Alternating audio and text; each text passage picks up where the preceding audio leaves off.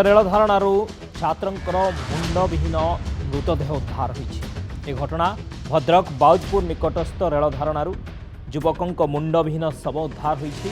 मृतदेह पड़िथिबा बेले शरीररू मुंड आउ डाहाण हाथ नाही।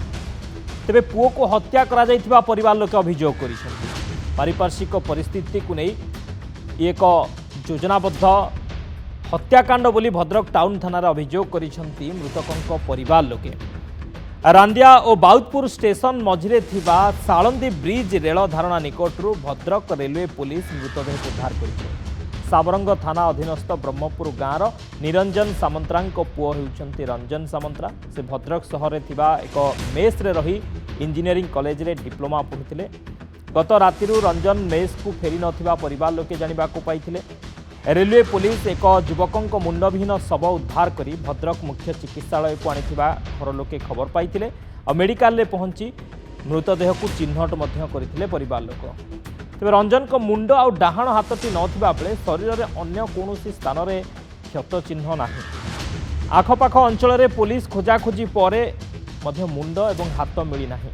तेबे हत्या अभियोग परे घटनार तदंत आरंभ करिछि रेलवे पुलिस। परिवार लोके अभियोग करुछंती हत्या करा जाइछि। परवर्ती समय रे रेल धारणा रे रखा जाइछि काहेकि ना तांकर मुंड एवं गोटिए हाथ नाही एवं शरीर रे अन्य कोनोसी क्षत विक्षत नाही।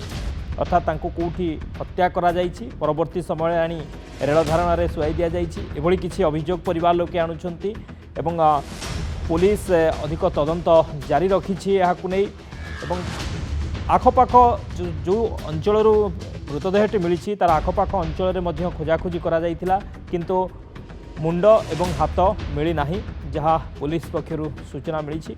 से पुलिस एने अधिक खोलताड़ करुछि। हत्या अभियोग पर घटनार तदंत आरंभ करिछि रेलवे पुलिस। तेबे छानभिन करुछि पुलिस ए घटनार। भद्रक बाउदपुर निकटस्थ रेल धारणारू ए युवकंकर मुंडविहीन शव उद्धार होइथिला। गोटिए हाथ मध्य नथिला, डाहाण हाथ मध्य नथिला आ मृतदेह पड़िथिला।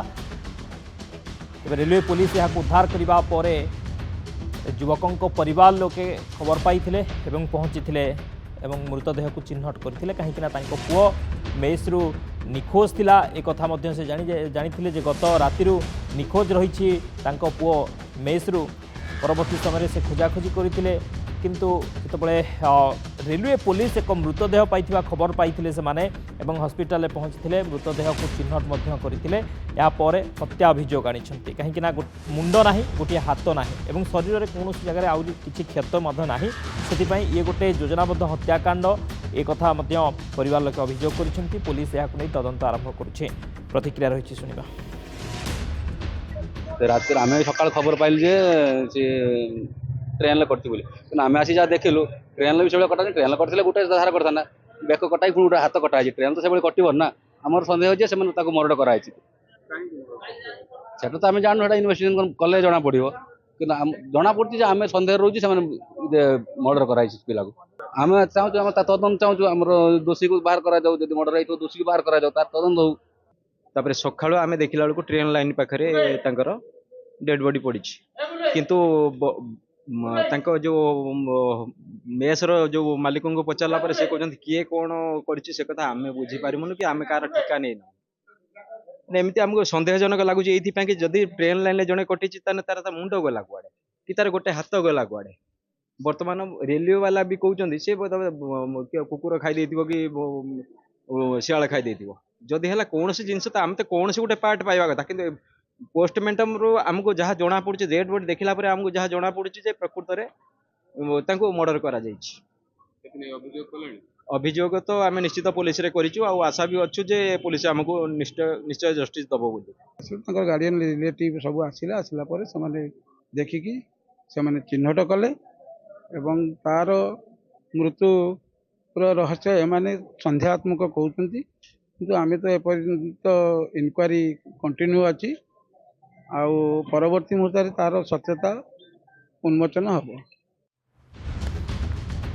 किभଳି छात्रंकर मृत्यु हैला ताकु नै वर्तमान संदेह एवं परिवार लोके जो हत्या अभियोग आणुछंती ता ऊपर मध्ये तदंत हेउछि।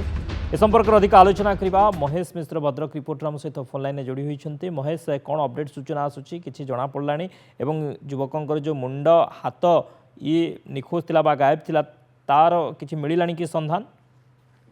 देखନ୍ତୁ ଶକ୍ତି ଯଦି କହିବା ଘଟଣାକୁ ବର୍ତ୍ତମାନ ପାଖାପାଖି 36 ଘଣ୍ଟା ପୁରିଗଲାଣି କିନ୍ତୁ ବର୍ତ୍ତମାନ ସୁଦ୍ଧା ଯୁବକଙ୍କ ମୁଣ୍ଡ ଏବଂ ହାତ କେଉଁଠି ଅଛି ତାହା ବର୍ତ୍ତମାନ ସୁଦ୍ଧା ପୋଲିସ ପାଖରେ ସୂଚନା ନାହିଁ ବା ପୋଲିସ ସେ ଜାଗାରେ ପହଞ୍ଚି ପାରି ନାହିଁ ଯୁବକଙ୍କର ମୁଣ୍ଡ ଓ ହାତ କୋଉଠି ଅଛି।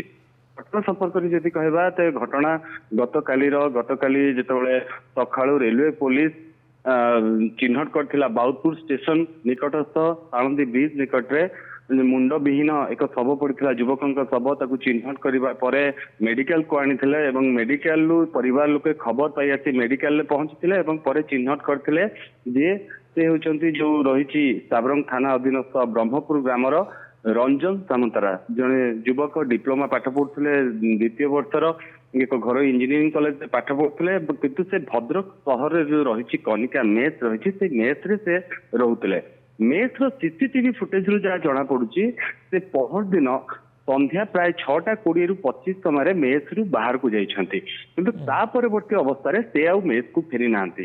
ଏ ସମ୍ପର୍କରେ ମଧ୍ୟ ପରିବାର ଲୋକଙ୍କୁ ଜଣାଯାଇଥିଲା। ପରିବାର ଲୋକ ମଧ୍ୟ ରାତି ସାରା ଖୋଜିଥିଲେ କିନ୍ତୁ ତାକୁ ପାଇନଥିଲେ ଏବଂ ଶେଷ ମୁହୂର୍ତ୍ତରେ ମେଡିକାଲରେ ପାଇଥିଲେ ଏବଂ ଯେତେବେଳେ ପାଇଥିଲେ ସେତେବେଳେ ଏଇ ଯୋଉ ରଞ୍ଜନଙ୍କର ନା ମୁଣ୍ଡ ଥିଲା ନା ଡାହାଣ ହାତଟି ଥିଲା ଏବଂ ତାଙ୍କ ଶରୀର ଯଦି କହିବା ଶରୀରରେ ଅନ୍ୟ କୌଣସି ଜାଗାରେ କ୍ଷତ ନଥିଲା।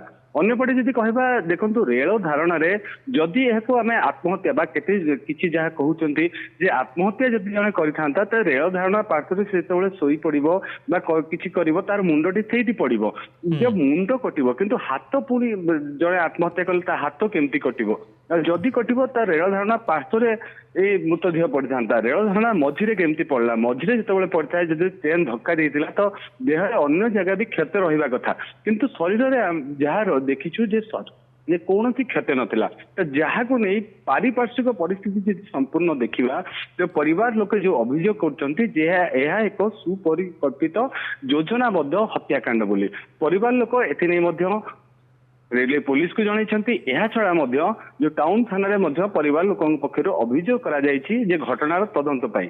ପୋଲିସ କଥା ଯଦି କହିବା ରେଲୱେ ପୋଲିସ ଆଜି ଯାହା ସୂଚନା ଅଛି ସେ ଯୋଉ ମେସ୍ରେ ରହୁଥିଲେ କନିକା ମେସ୍ରେ ଯୋଉ ରହୁଥିଲେ ରଞ୍ଜନ ତ ସେ ମେସ୍ରେ ଆଜି ଯାଇ ପୋଲିସ ପହଞ୍ଚି ଏବଂ ସେଇ ପୋଲିସ ଯୋଉ ବେଡରେ ରହୁଥିଲେ ବା ତାଙ୍କ ସେଇ ଯୋଉ ରୁମରେ ରହୁଥିଲେ ତାଙ୍କର ବିଭିନ୍ନ ଜିନିଷ ପତ୍ରକୁ ମଧ୍ୟ ଯାଞ୍ଚ କରିଛି ପରିବାର ଲୋକ ମଧ୍ୟ ଯାଇଥିଲେ। ତ ପୋଲିସ ଯଦି କହିବା ରେଲୱେ ପୋଲିସ ବର୍ତ୍ତମାନ ଘଟଣାର ତଦନ୍ତ କରୁଛି କିନ୍ତୁ 26 ଘଣ୍ଟା ବିତି ଯାଇଥିଲେ ମଧ୍ୟ ରଞ୍ଜନଙ୍କର ତାଙ୍କର ମୁଣ୍ଡ ଆଉ ହାତ କେଉଁଠି ଅଛି ଏ ପର୍ଯ୍ୟନ୍ତ ପୋଲିସ ସେଇ ଜାଗାରେ ପହଞ୍ଚି ପାରି ନାହିଁ।